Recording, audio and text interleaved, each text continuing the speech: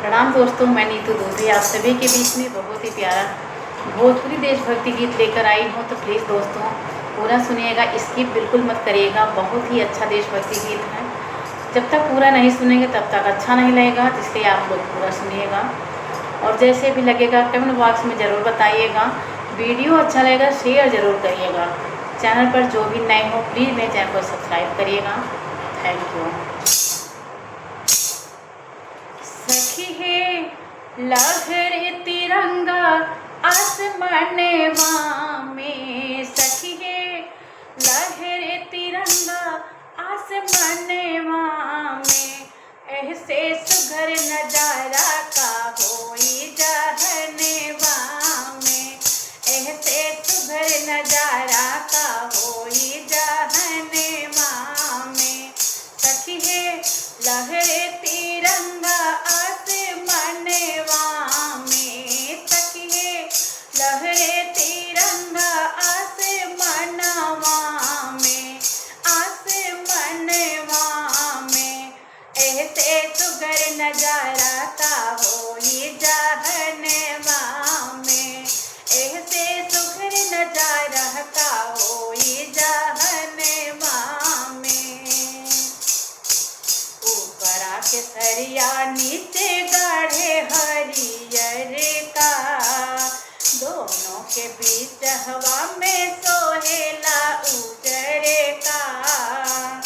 ऊपरा के सरिया नीचे गाढ़े हरियर का, गाढ़े हरियर का हो गाढ़े हरियर का, दोनों के बीच हवा में सोहेला उजरे का।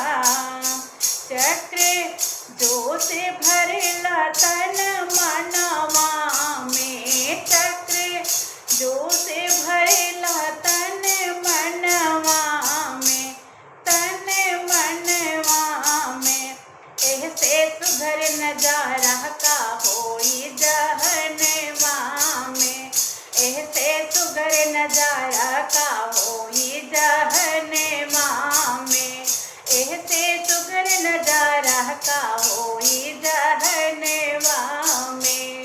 सखी है लहरे तिरंगा आसमानवा में, सखी है लहरे तिरंगा आसमानवा में, आसमानवा में, ऐसे सुघर नजारा का होई जहनवा में, ऐसे सुघर नजारा का होई जहनवा में।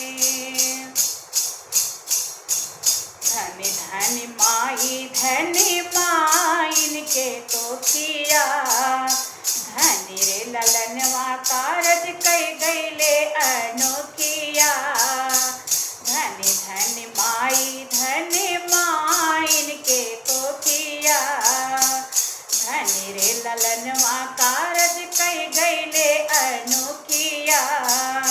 कबहू पीठ ना देखवले मैदनवा में, कबहू पीठ ना देखवले मैदनवा में, मैदनवा में, ऐसे सुघर नजारा का होई जहनवा में, ऐसे सुघर नजारा का होई जहनवा में, ऐसे सुघर नजारा का होई जहनवा में। सखी है लहरे तिरंगा आसमानवा में, सखी है लहरे तिरंगा आसमानवा में, आसमानवा में, ऐसे सुघर नजारा का होई जहनवा में, ऐसे सुघर नजारा का होई जहनवा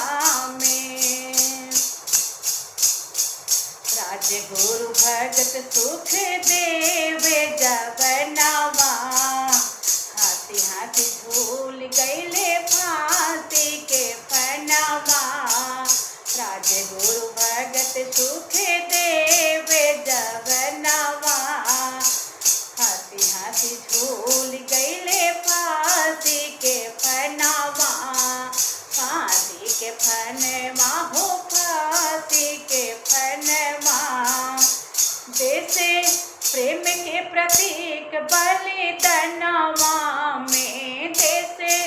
प्रेम के प्रतीक बलिदानवा में, बलिदानवा में, ऐसे सुघर नजारा का होई जहनवा में, ऐसे सुघर नजारा का होई जहनवा में, ऐसे सुघर नजारा का होई जहनवा में।